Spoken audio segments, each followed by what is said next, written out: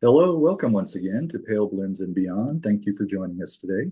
If you do like the programming you see here and the musicians and artists I visit with, please be sure and hit the like button and also subscribe to the channel.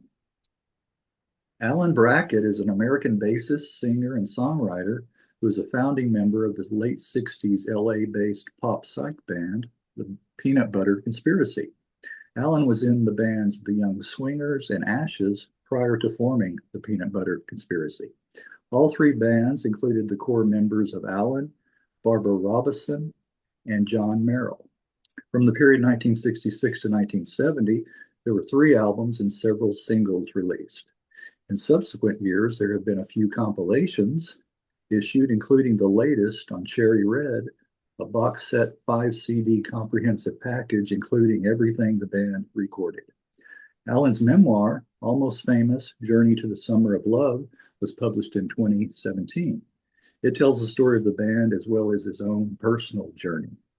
Over the years, Mr. Brackett has also worked in music engineering and production, as well as writing and composing music for film and TV. Well, welcome, Alan. Thank you. Yeah, good to see Well, you. thank you for taking time out to visit. My Uh, my pleasure. Well, take us back. Where were you born?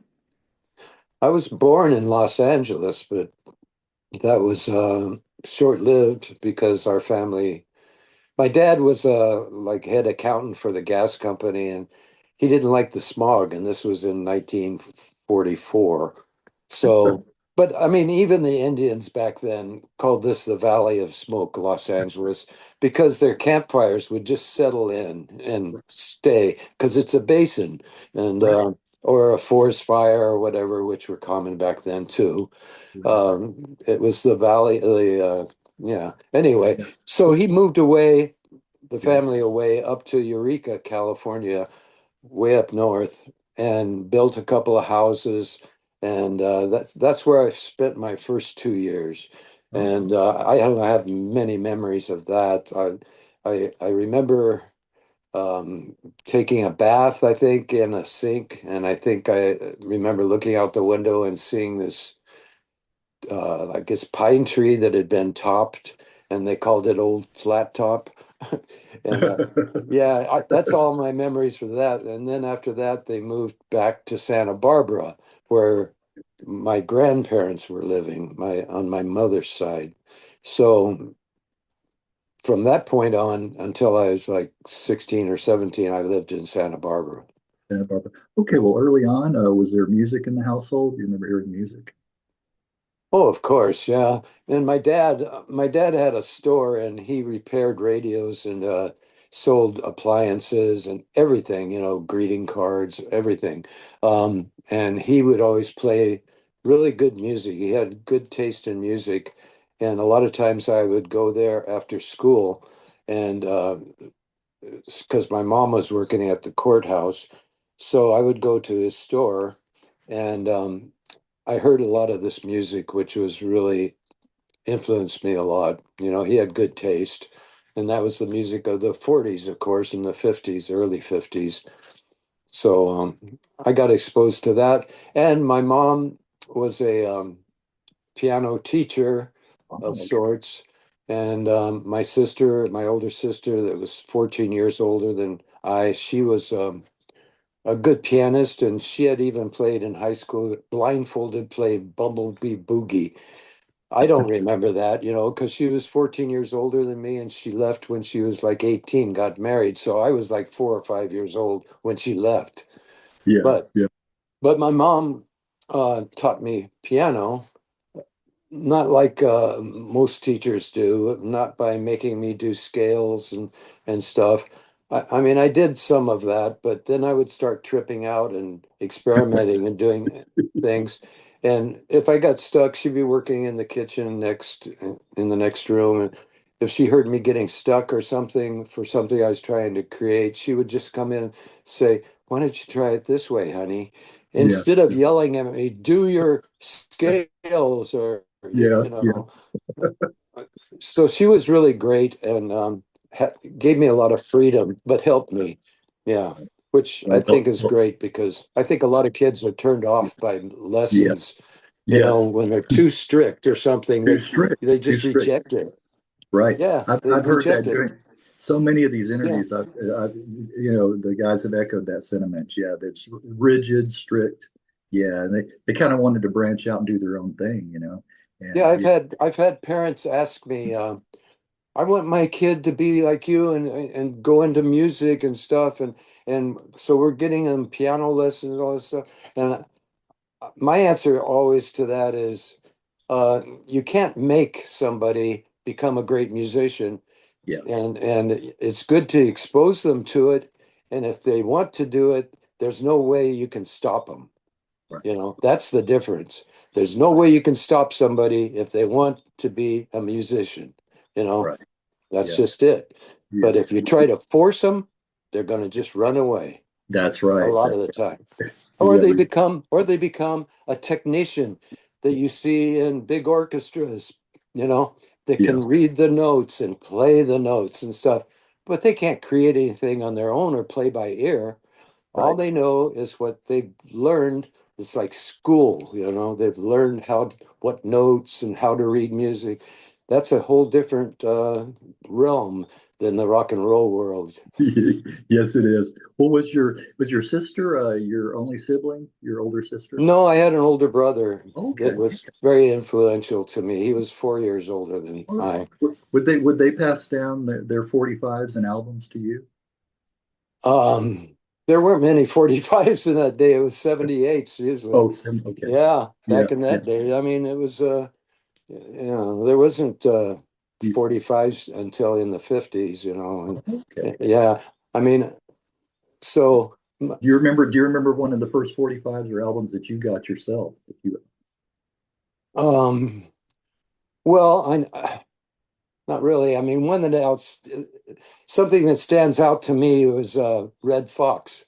Oh, okay. The comedian, yeah. Not even music. Yes, Uh, yes, on my own, I had got these Red Fox records, yeah. and this was when I was, I think, just into junior high, barely into junior high.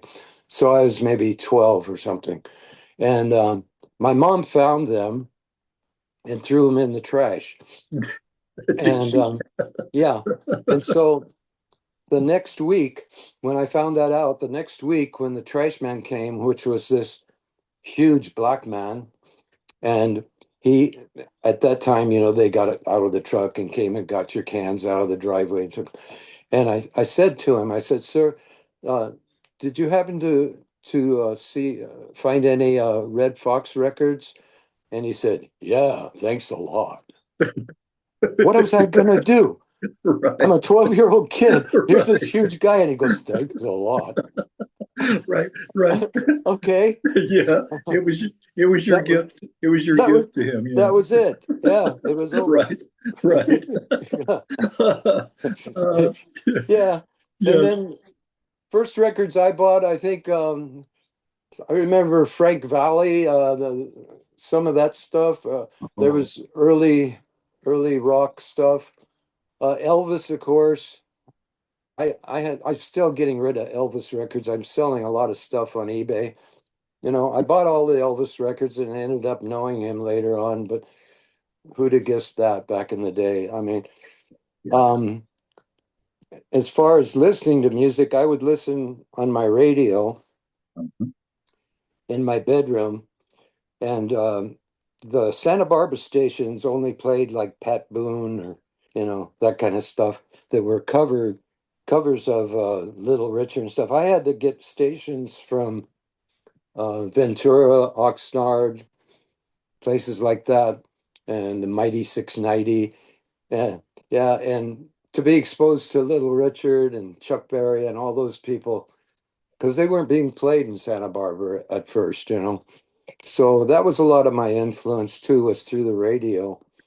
I, Because I used I used to listen to my old transistor. I remember that, at night, and my yeah, parents would tell, turn it down, and they were always doing that. yeah, Yeah, well, you're younger than I am. I yeah, mean, yeah, transistors, yeah, came in the 50s too. yeah. Excuse me. Bless you. Bless you. Yeah. Um, yeah, so Well, going back just a few years, you sang on the radio at age 8. Yeah, that was my brother was an entrepreneur. He was very bright, and he, with the help of my dad, set up this radio station at our house that actually transmitted. And we had our own radio station and newspaper. So we broadcasted, it was about maybe half or a block away. And a lot of little old ladies lived in the neighborhood and they would listen and they would come to some of our little events where we give talent shows and stuff and take our newspaper. Our newspaper was out, and we'd cover all the current events. And I had my own comic strip in it, Artie and Smarty. And so I was drawing that. And the radio station was a good experience because, I mean, we, I look back on it now. I mean, we were only broadcasting to these little old ladies who were really nice. I liked these little old ladies. But I got a lot of good experience from that. But then the actual radio stations in Santa Barbara heard about it and started having us come on the radio, the real radio. Yeah. And I was 8 and he was, I think, 11 or 12. So we did quite a few of those. They were really good experience. I would sing a cappella stuff. And one time I sang America the Beautiful a cappella with my little thin voice. And then this is typical of my brother's humor, I guess.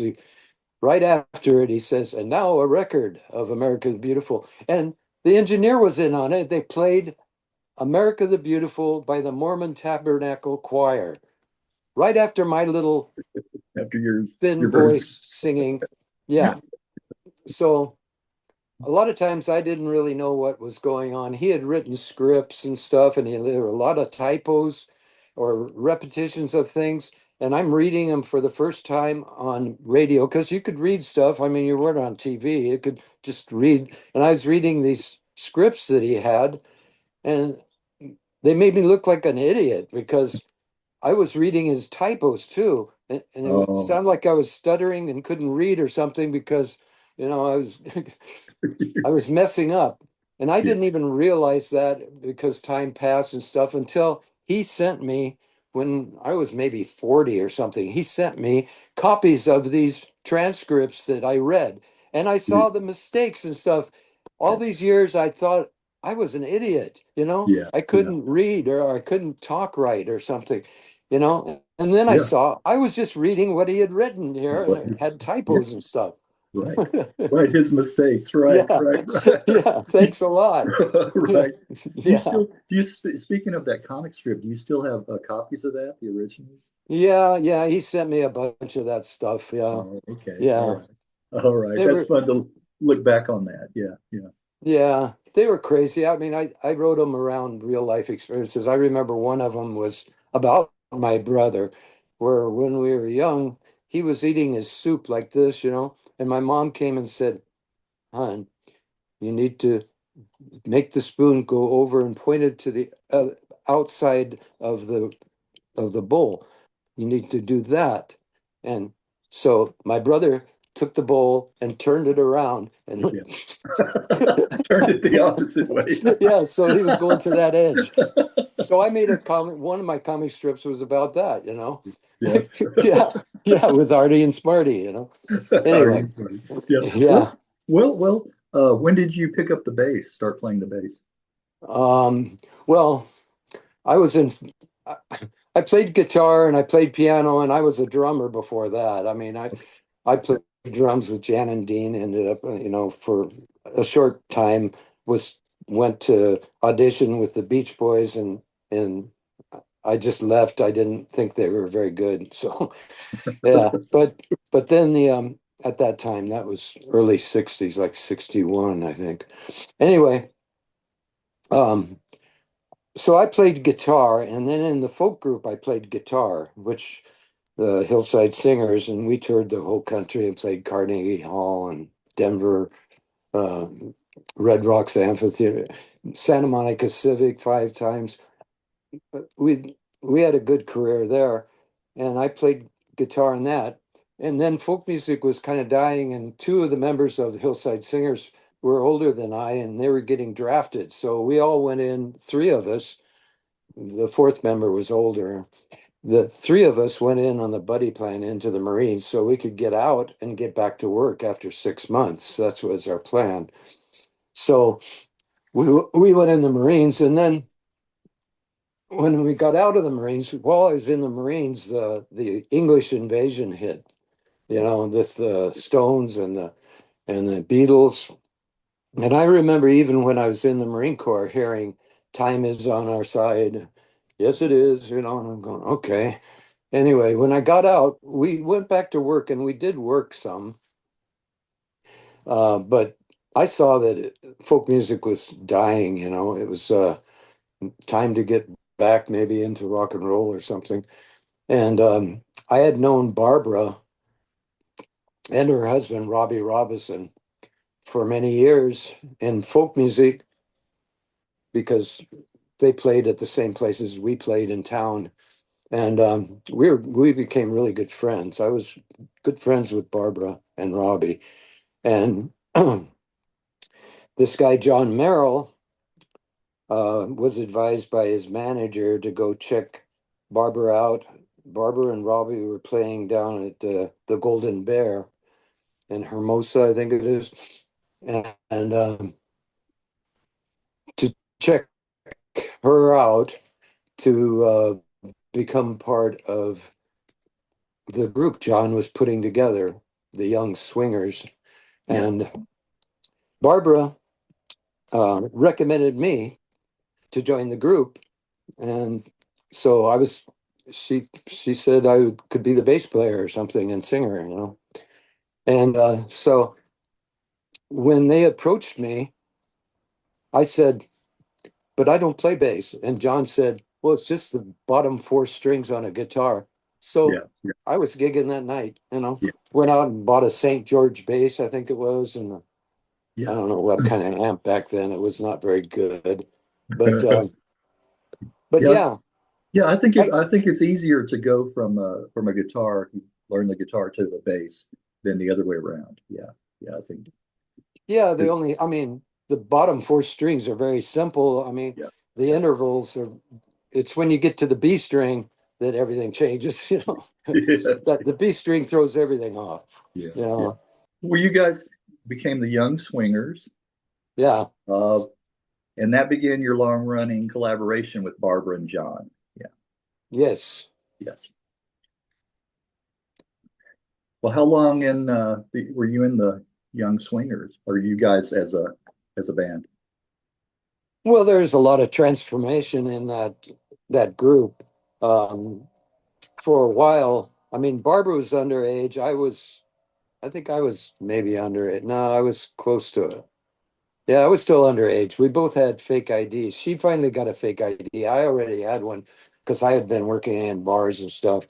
It was common back then. My fake ID, back in the day, I just took it and erased part of the year I was born, put Yeah. it in the typewriter and put a new number. Yeah, type it Yeah, in. yeah.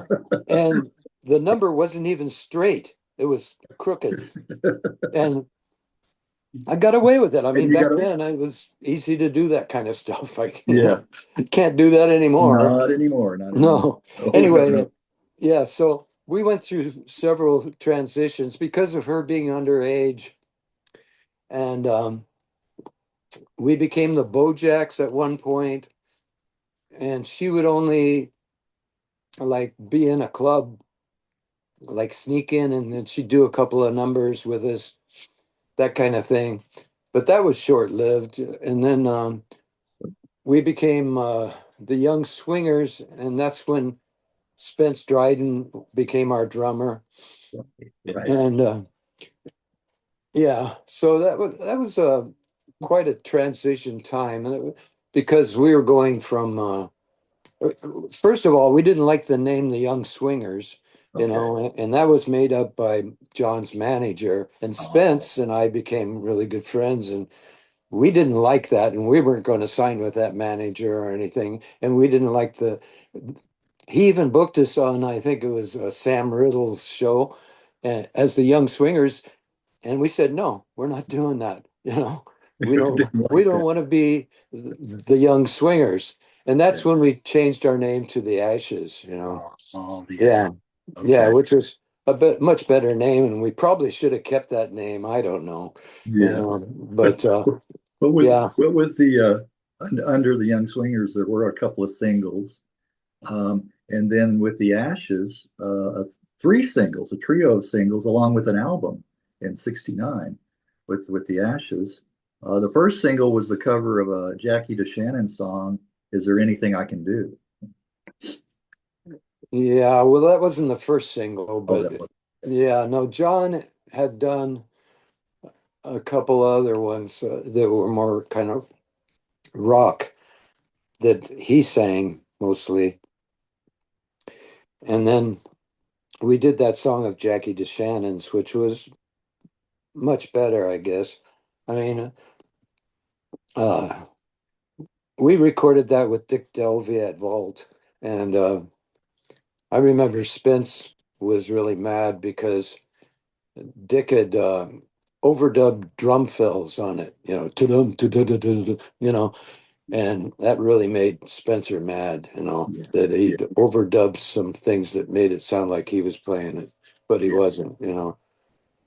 Anyway, that could be part of the reason he ended up leaving. I don't know, but yeah, we had recorded that, and then we had recorded even with the Peanut Butter Conspiracy at Vault and some other stuff. I mean, Big Bummer and Time Is After You and Floating Dream. Some of these they were good songs, and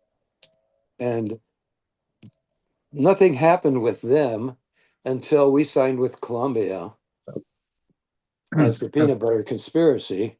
Yeah, yeah. And then Vault went, oh, wow, well, we better put all this stuff out. And so that's when they put out the West Coast Love In album with the Chambers Brothers, the Ashes, Peanut Butter Conspiracy.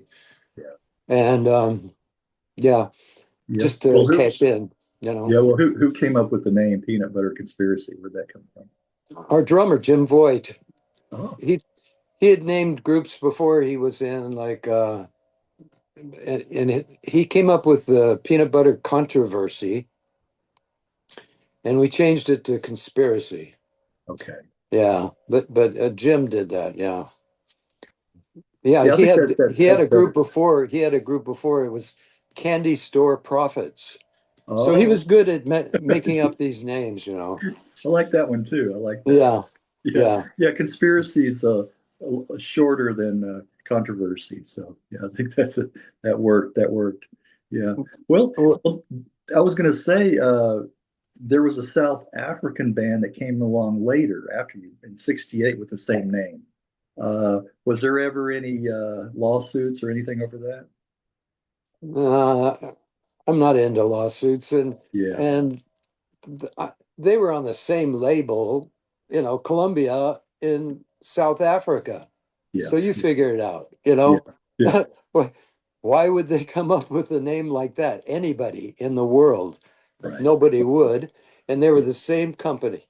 right. So Yeah, it's pretty obvious to me. And I've tried to contact the main guy that lives here now, and he doesn't even respond to me. So I guess he's embarrassed or something. I don't know. But, I reached out to him. I was not, going to sue or anything. I just wanted to talk to him and maybe get clearer on how it happened.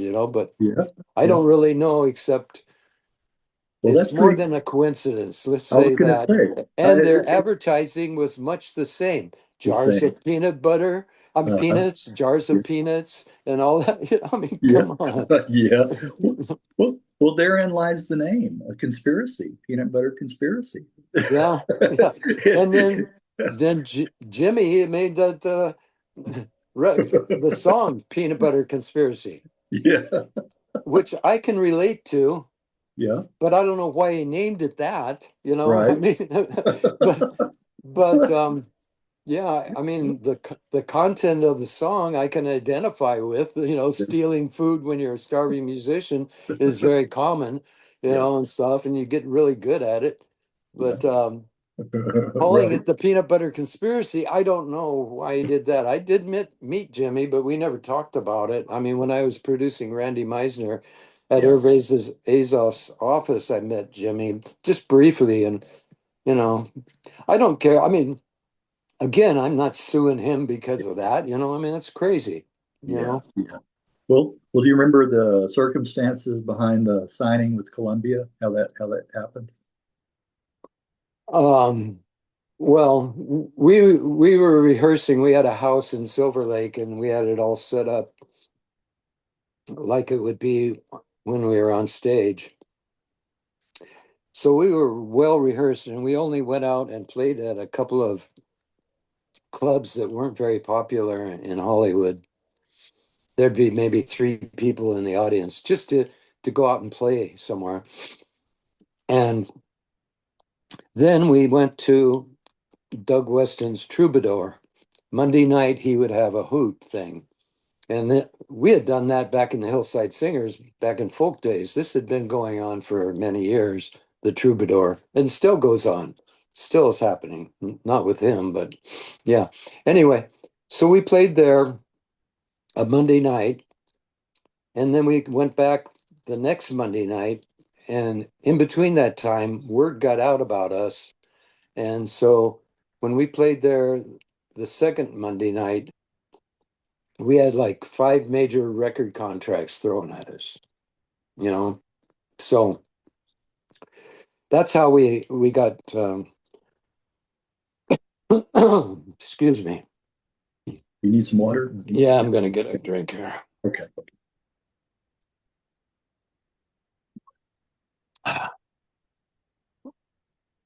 So here we were. We'd only been together really as Peanut Butter Conspiracy for a few months.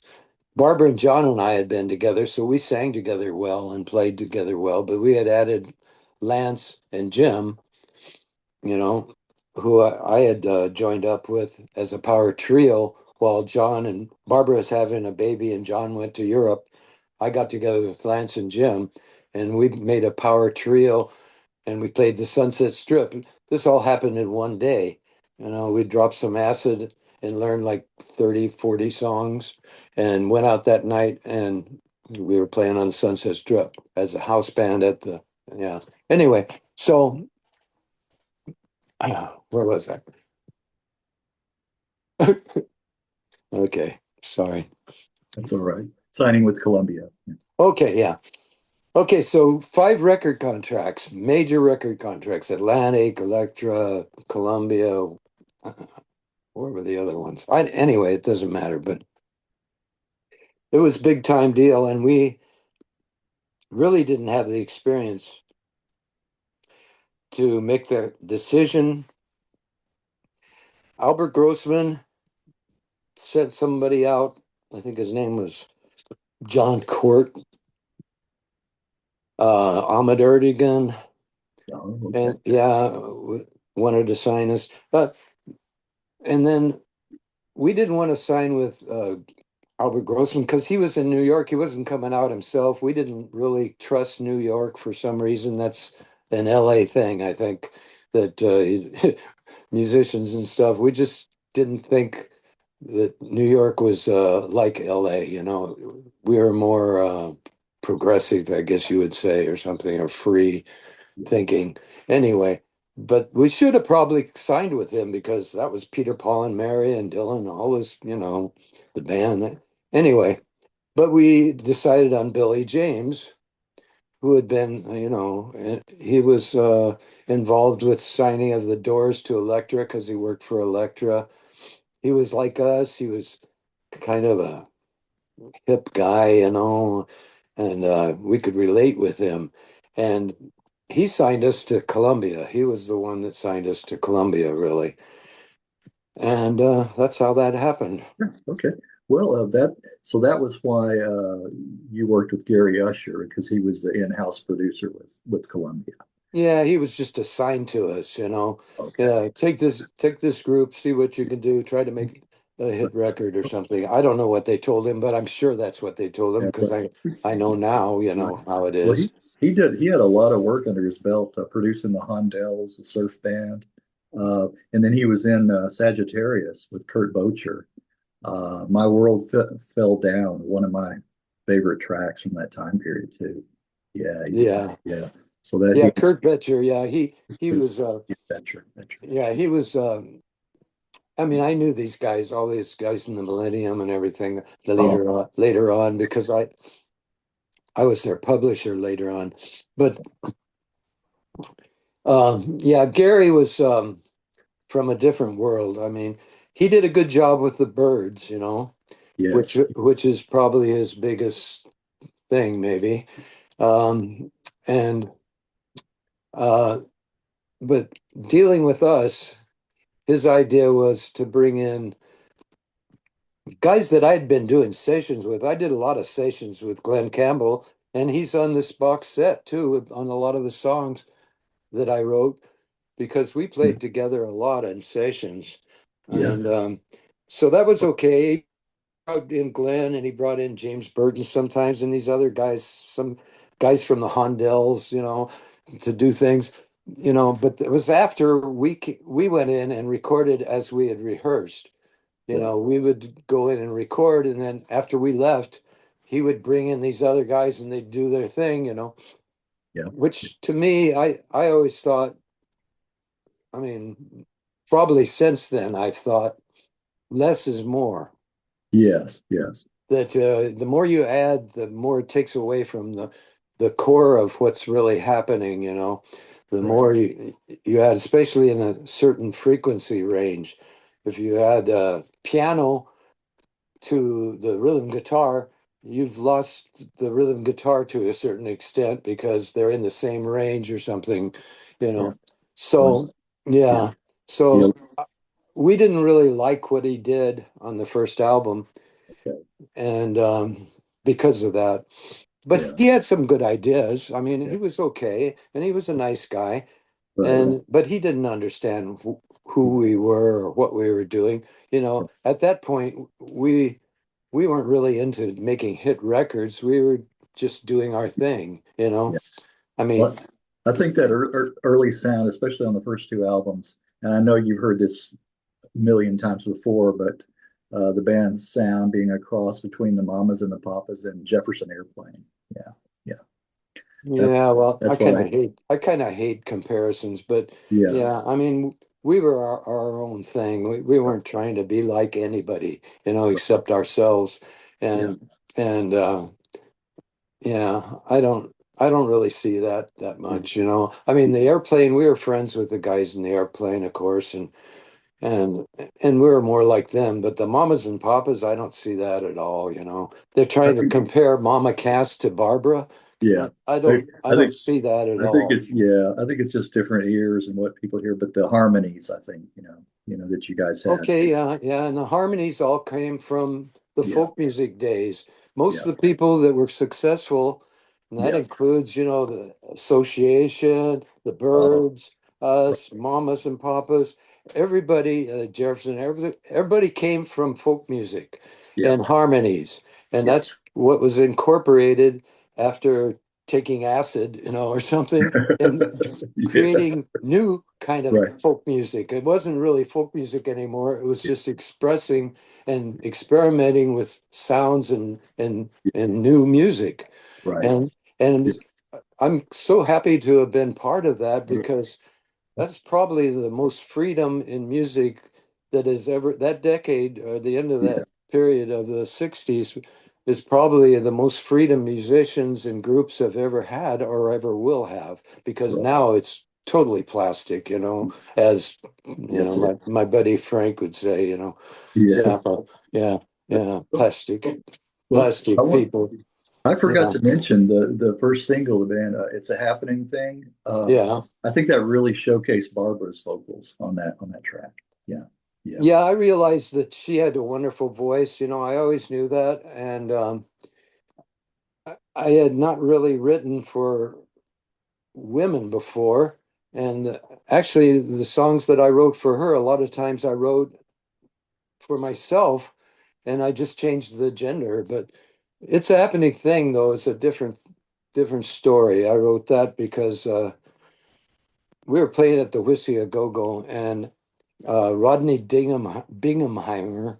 I don't know if you know who he is, but he was like looked at as the hippie mayor of Sunset Strip or something. But he's still around, and Oh, he's had radio shows and all kinds of stuff.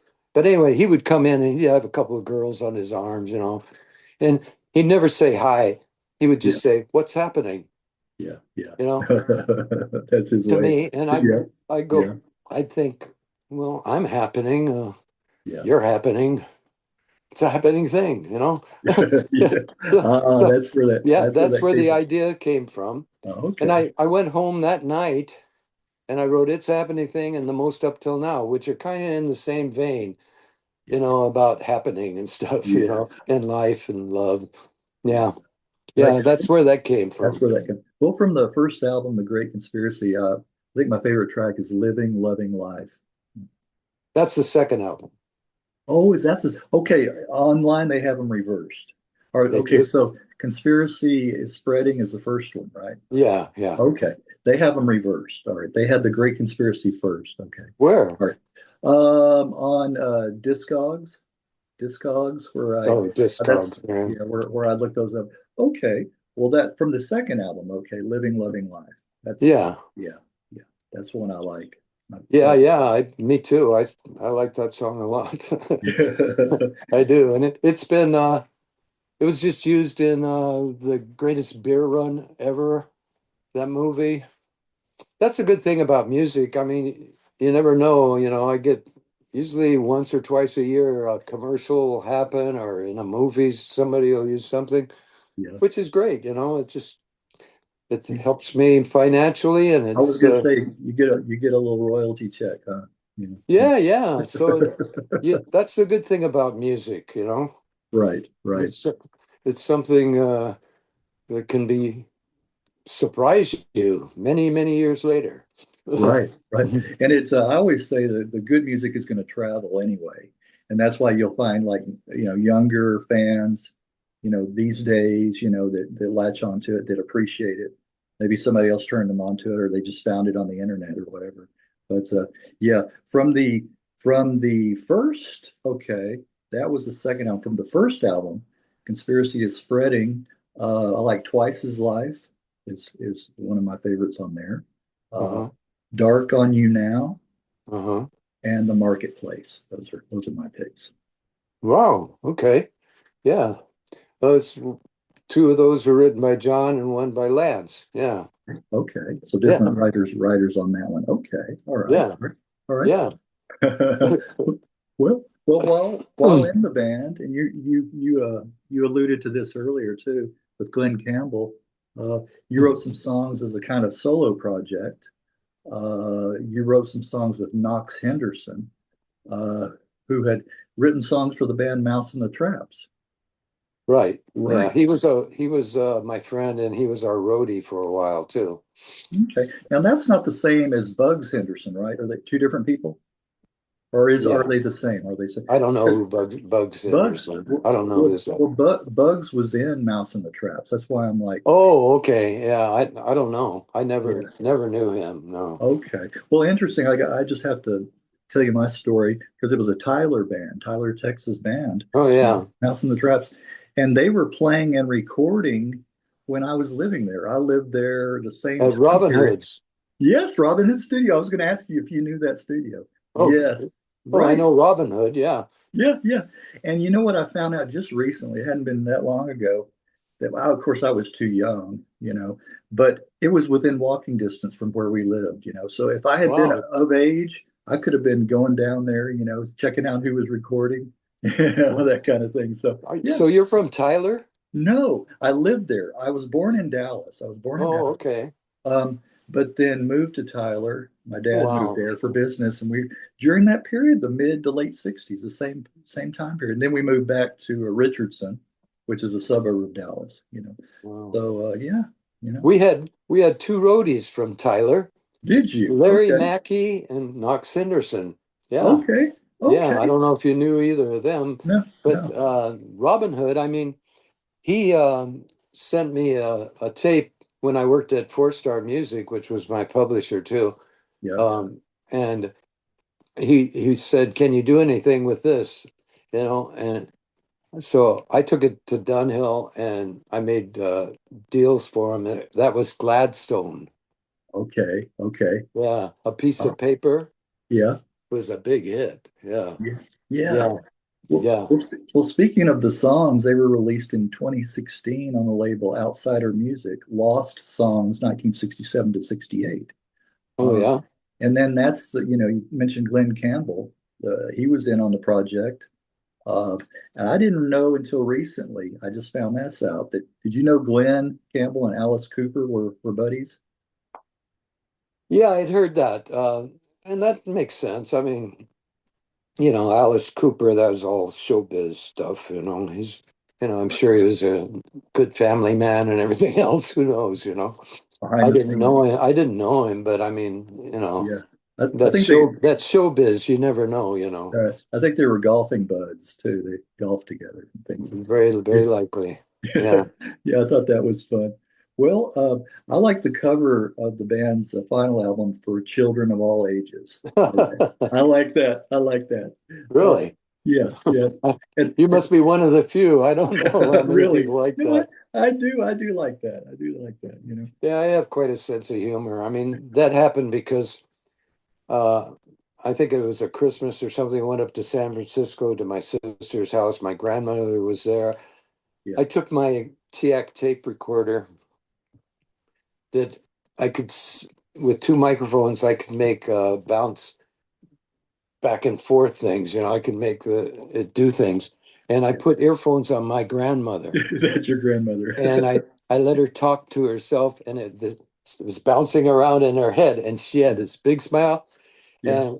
and so I took a picture of that, Yeah. and I was going to use that, and my mom said, "If you use that, I'll sue you." Your mom was going to sue you. Yeah. So we hired the little old lady from Pasadena, which the song is written about. Yeah. Yeah. And we were doing the photo session to make it look like that. I said, "Something's wrong." I said, "Do you have all your teeth?" And she looked at me and she said, "I'll take my teeth out for you, honey, for $50." She- So out came the 50, out came her teeth, and Yeah. that's the album cover. Yeah. Okay. Oh, that's how that happened. Little old lady from Pasadena. Wow. Yeah. Yeah, Wow. she was something. Well, that's my favorite from the band, that album. And not Really? just because I'm talking to you, I would tell anybody. But it was released on Challenge Records, Yeah. different That was label. that was my publishing company, which I later worked. Well, I later worked for. Actually, I was working kind of at that time almost. Yeah, they hired me as a song pusher and stuff. Okay. Um, anyway, but that was done. We came off our last tour, which was for I'm a Fool up, and it was all up in the Northwest. And that's when the truck got rolled and stuff, and Barbara and Ralph got hurt, and all the equipment got messed up. Anyway, that was a bad thing, and Columbia wasn't pushing the record anywhere else. I mean, it was doing really well in the West here, but they weren't pushing it to the rest of the country or the world. And after the accident, I saw that John was wanting to lead the group, and Barbara stuck with me for a while after that. But yeah, we had changed drummer, and we got Ralph Shuckett on that tour, and Michael Ney on drums. So it was different. Yeah. Um, yeah, Well, and at that point, I was the owner of the group. I was yeah. paying everybody salaries, and I was, the owner, and I didn't want to do it anymore. After looking in my rearview mirror and seeing the truck spinning on its top down the 5 freeway, I didn't think it was worth it for us to be risking our lives when they weren't going to do their part. So I quit the label. People say, "Oh, the Clive dropped us." Well, that's not true. I quit the label. You know, I said, no, no more. Yeah. Anyway, so Yeah. my publishing company and the Challenge label, Dave Burgess was the vice president, and he was at that session when we came in to the studio and just to record my new songs I had written on tour. I wrote all the time. I had all these new songs, and we had been doing them on the tour, some of them, and so I went in the studio to do my songs, for publishing. And he goes, he knew that I'd quit Columbia, and so he goes, "That sounds great. Let's make an album. Bring in the 8 track." At Yeah. that time, at that time, everything had been recorded before on 4 track. Yeah. 8 track was new. It cost more to have it in the studio and you use it. It costs more money an hour. So bring in the 8 track, Yeah. Right. which enabled us to do overdubs of some strings and horns and stuff, Right. But Right. I figured, why not, Right. That's always been kind of my attitude that I learned from Stu Phillips. He told me the guy that we did a lot of music for movies. He Yes. told me, Yeah. he said, don't turn down anything. You can Yeah. always find a way. Right. Well, yeah, Yeah. that didn't work out too much later in my life when I was too busy doing film work. I mean, doing commercials and stuff as a prop master. I was working too much and I had to cool it. Yeah. Um, but at that time, Yeah. I just went, okay, why Yeah. not? Yeah. Let's do it. Yeah. Yeah. And that's how that album Well, happened. well, I wanted to mention my favorites and get your, history or inspiration behind them or stories of the songs. Uh, it's all right. I think that's my favorite on the album. Yeah, and from the band in entirety. Yeah, Yeah, I like that song too. And it was kind of a hit, I think, in South America somewhere. But um, I wrote that, like I was saying earlier, that was, from my point of view, a male singing it. yeah, I changed the gender and had her sing it, yeah. which was a good idea, you know. Yeah.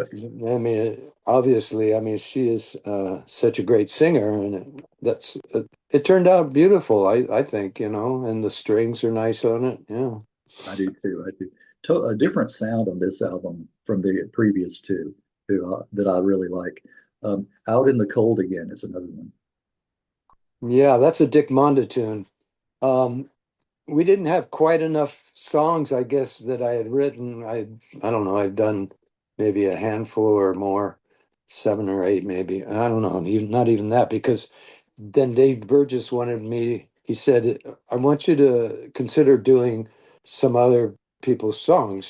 Dick Mondo he was another writer at Four Star, and I was friends with him. That's Daddy Dewdrop, right? Do you remember Yeah. Daddy Dewdrop? Yes, I do. I Yeah. do. Yeah. Yeah. Now it's his claim to fame. Oh, Anyway, those two songs, Out in the Cold Again, and what was the other one? Anyway, two of those, let me see, what does it say? Blah, blah, blah, blah, blah, blah, blah. The if it's a, Loudness of Your Silence. okay. Those two songs, Out in the Cold Again and The Loudness of Your Silence, are Dick Monda songs that I arranged and did. And what was the other one? Is there another one there? I've If got there, this. if there's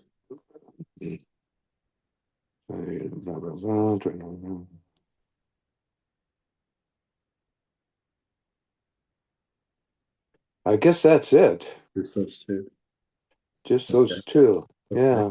Well, a Yeah, the third. rest were all mine. Okay. Well, Yeah. a third track, "Return Home," I really like. Yeah, I like that too. I post that sometimes on Earth Day or something because yeah, I think people could really, if they could heed the what that song says, to return to nature and get away from the hubbub of our lives now, it would do a lot of good for people personally and in general. I think that's a good message. That's a timeless message right there. Yeah. Yeah. I think it, Yeah. yeah. And then one final track, Show You the Way. I like that Caribbean flavor on that one. Yeah, dun, dun, dun, dun, dun, dun. Yeah, yeah, yeah. I don't know what I was thinking, but I liked a lot of different kinds of music, so I would, Yeah. I think experiment, it works. incorporate things. It Yeah, works. and it's a good thing. I mean, later on, when I started doing music for film, I mean, I did like music, got songs in close to 100 films, and I had to do music from turn of the century, to up through into the 80s. And um, it was great that I had all this knowledge of different music and was able to do it. Yeah. So I experimented quite a bit. I mean, I had a weird sense of humor. I don't know if people even know it. Like one of my favorites is my songs was "You Can't Be Found." That song, I even have a line in there. I've got a lot for you, baby. House on it too. Yeah. Yeah. Right. Now, I Right. mean, that's Yeah. my sense of humor. I mean, Right. and I get I, away with this stuff. yeah. Yeah. Yeah. It's coming out on a major label and stuff, and Right. nobody even I, realizes it. I get that. I get that. I'm with you there. I like that kind of humor. I do like that sense of humor. Yeah, Yeah. Yeah. yeah. Yes. I And get it. also Flight of the Psychedelic Bumblebee. Yeah. Now, I've seen reviews now of the box set, and somebody said, one of the reviews said that song was some kind of a attempt at commercialization or something to cash in or something. And I go, what? I wrote that as a spoof. That was totally, to me, Right. my sense of humor. I Yeah. was making fun of psychedelia, you Right. know? It's Right. it was, and now that Yeah. song, I get more royalties from that than any song on the internet. Is that right? Yes. Yes. Yeah. So that just shows you never Yeah. know. Yeah. Right. It's like Good Feeling. I wrote that for we were the house band at the Factory, which was Frank Sinatra and the Boys Place here. It was the greatest club and the greatest gig. We were the house band there, but we needed a song that was danceable because there's a little dance floor right in front of our stage. Yeah. So I wrote Good Feeling. I wanted something with a good feeling to dance to. Yeah. So I Yeah. wrote that, and then I sent it to Richie Podler, the producer of Three Dog Night, I knew, and I just threw it in with a couple other songs that I thought were right for Three Dog Night. But that was with Barbara singing, and they see this is you never know. Chuck all of a sudden starts singing along with Barbara, and they started doing this thing, and they did that song for years on stage, and it was like 10 minutes of doing it. They do the Yes. whole 50s thing, Yes. making Yes. fun of it and everything, but I made a lot of money off of it because they Right. did that. When I Yeah. first heard it, I went, oh, wow, Yeah. I don't really like this. But Right. when the money started coming in, I go, well, okay, I like it a little better it's now. yeah, yeah, yeah. Right. It's on these platinum albums and stuff. The world around the world Right. tour stuff. Right. Yeah, yeah. So you never know. Yeah.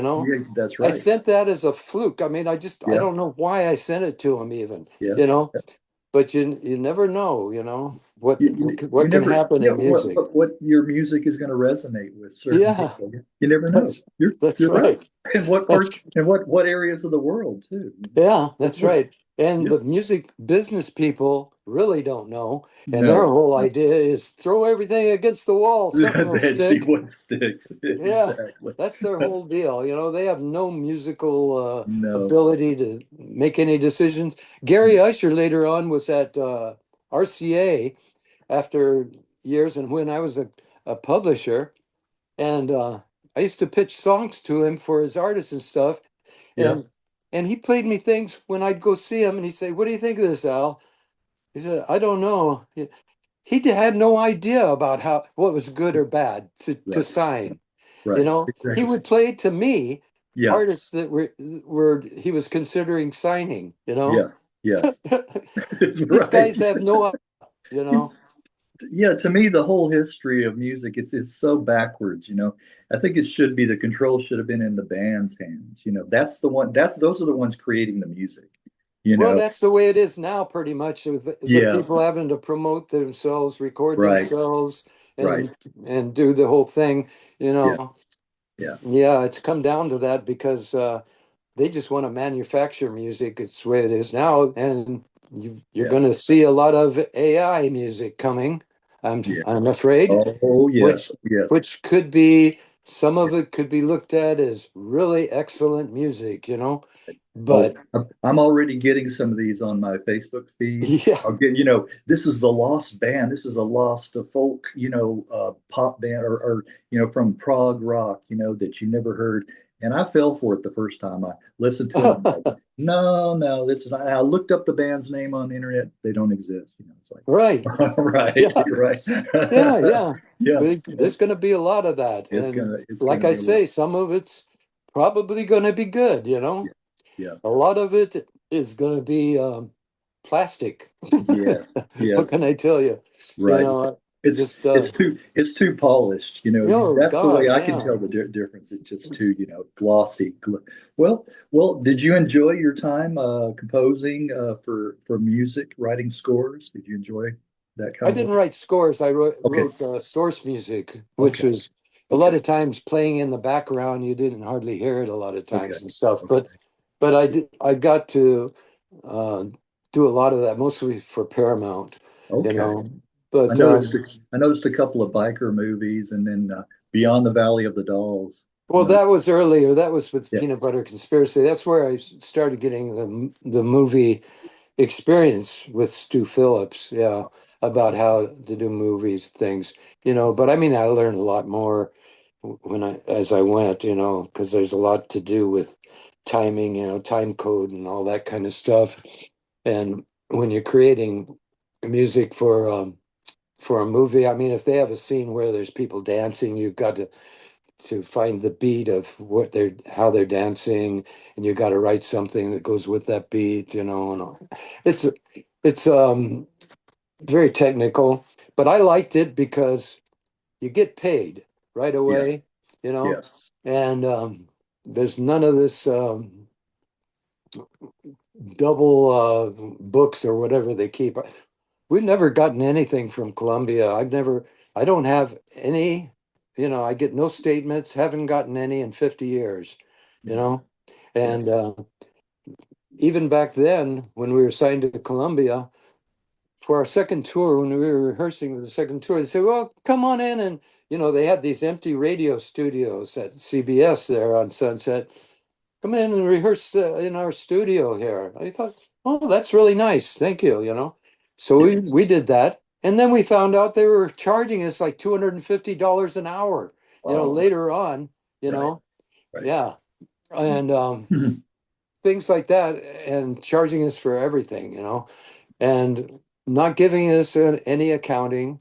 I mean, I should really just take all the music back because I think I could if I wanted to, but it would cost money, and that's Yeah. what they rely on, you know.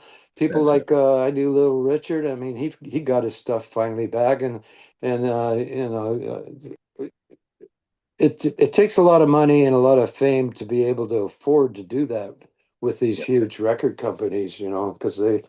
they've got the power over you. So it's not worth it usually for somebody like me. It would cost more than what I would probably get or something, you know. Yeah. So Right. they know that. That's why they just, you know, Yeah. act the way they do, you know. Right. Right. Exactly. Yeah. Exactly. I know that's happened so many times. You know, Yeah. the David and Goliath story, right? You know, exactly. Exactly. Yeah. Well, back to Peanut Butter Conspiracy, talking about some compilations. In 2005, Spreading from the Ashes on Ace Records came Right. out. And Hmm. then a few years later in 2014, and this is nice, the CD Barbara was issued with tracks that you compiled a kind of a tribute to Miss Robison. Yeah, I just did that, and I did it with Amazon, and which Amazon they no longer make CDs, so I have to get them made by CD Baby or somebody, you know.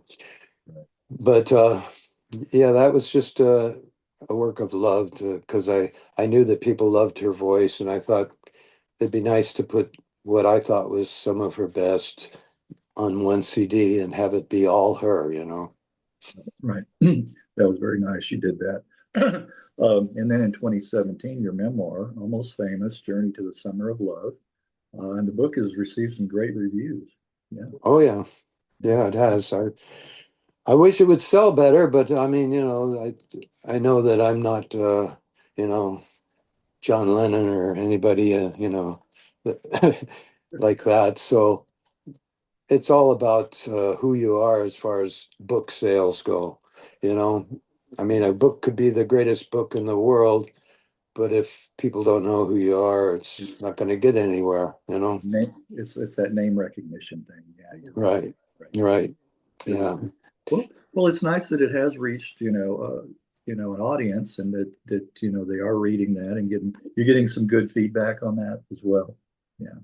very good. Yes, nothing but fine feedback on it. And I think it's a good book. I mean, I was very honest, and I didn't have a co-writer like other people I know from the business and stuff had other writers writing it for them, and they would just do an interview like we're doing, and Yeah. then this other person would write it, you know. Right. And it was all me, you know.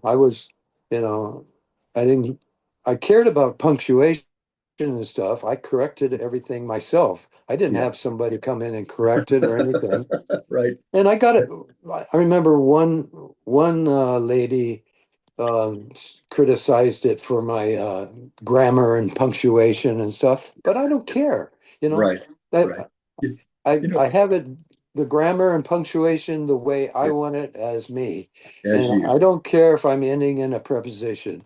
I don't Right. care, if I didn't put a comma or a colon in the right place or Right. something. To me, that didn't matter. And I've gotten praised for that in reviews Right. that my writing was very good and personable and natural, you Yeah. know. Yeah.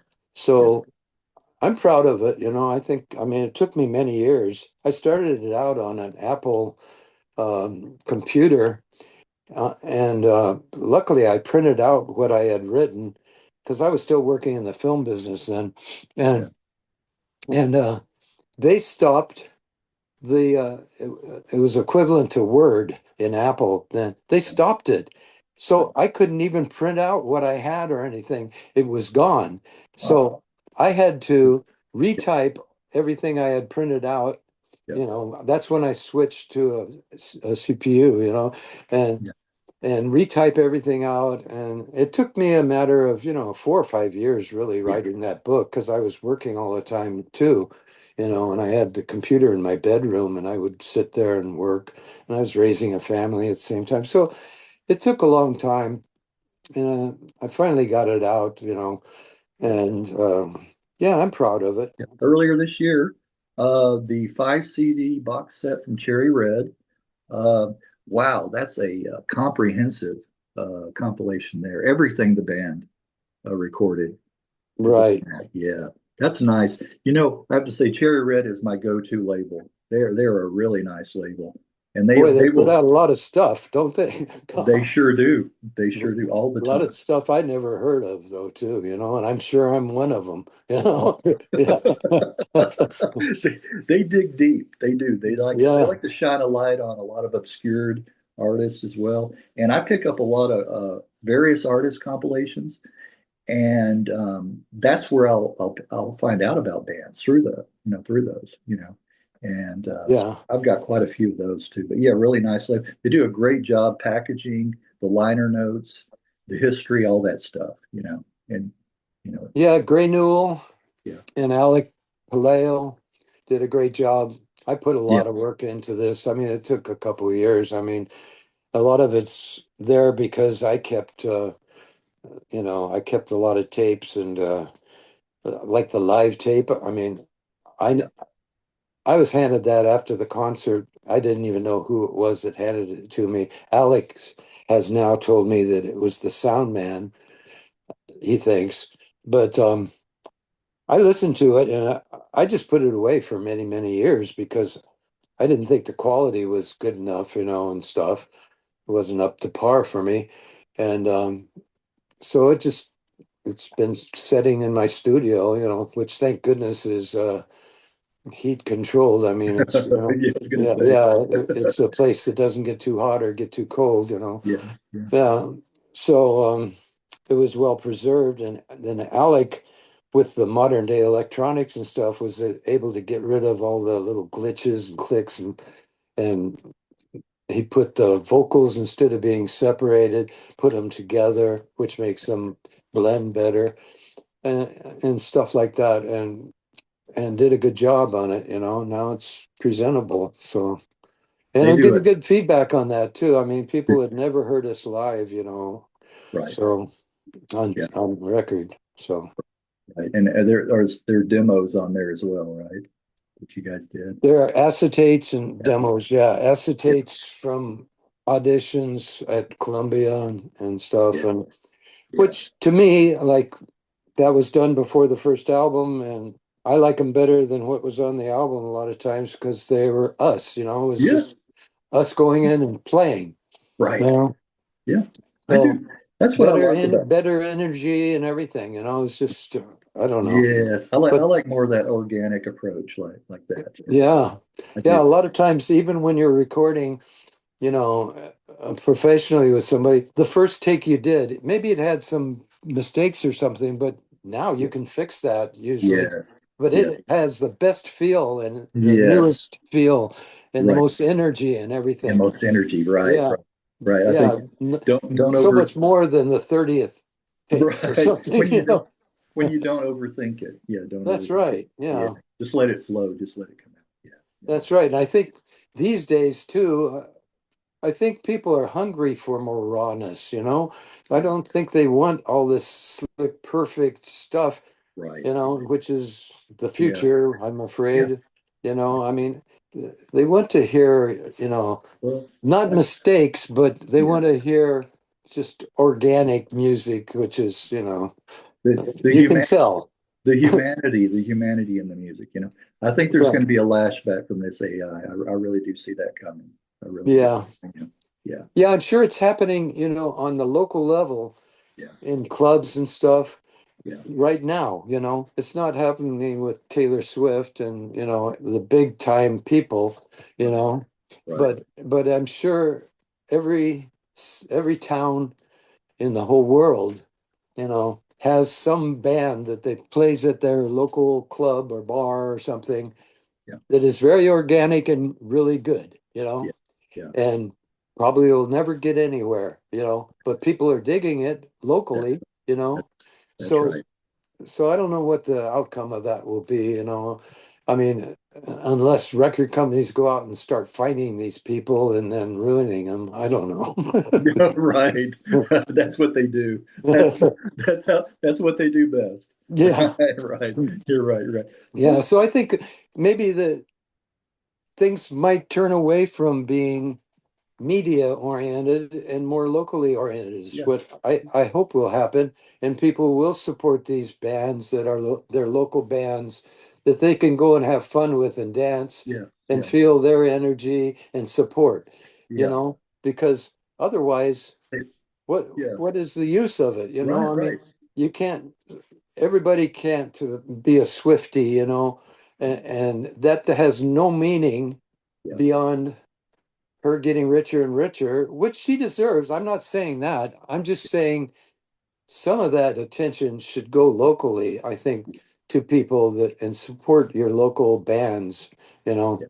and that's going to be maybe the future of music because you got to keep that energy alive. Yeah, I think so. I think maybe it will go back to the purity, and the music for music's sake, because you can only go so far in this direction we're going now before Yeah, it's got to come back, to the right. basics, the basics. Yeah, yeah. So I think Yeah, so. I think I see that as well. I hope. I mean, I can only hope. We can that will happen. But yeah. yeah, I think it is happening. It's just, we don't see it in the media because, yeah. media doesn't care about it. No, It doesn't make them money, no, but no. it is supporting Yeah, people on that local level. that level, the And grassroots. right, Yeah. right. Yes. Yeah. Yeah. Yeah. Oh, all right. Well, Alan, I want to thank you very much for doing this. It's been very enjoyable. Uh, and I want to say best of, luck to you and all your future endeavors uh, and continued hopefully that there'll be some more, responses and feedback, from the latest Cherry Red as well as your memoir. I know you're still getting those, and there'll be a lot of, I'm sure you hear from, younger fans and that are getting into the music, so it will travel. It does travel. It does travel. So, Yeah. Yeah, I think a lot of our music was can be considered organic pretty much. I mean, yeah, it did get polished yeah, in the business, putting out records and stuff. But basically, we were one of those groups that was, we were big locally in Los Angeles, I mean, the Doors and stuff were built under us, a lot of Iron Butterfly, all these groups. And we were, one of the top groups.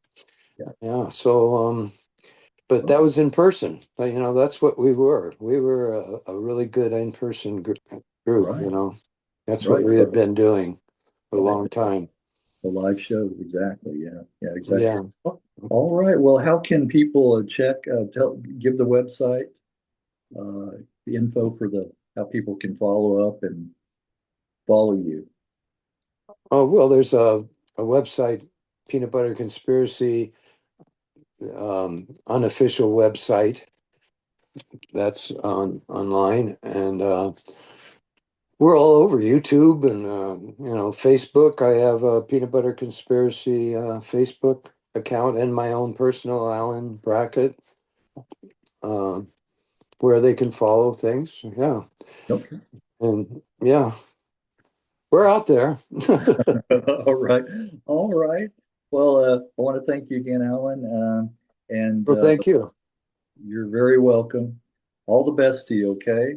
And I will send you a copy of this probably next week around this time. Okay, great. And then It's you been a can pleasure. Thank you.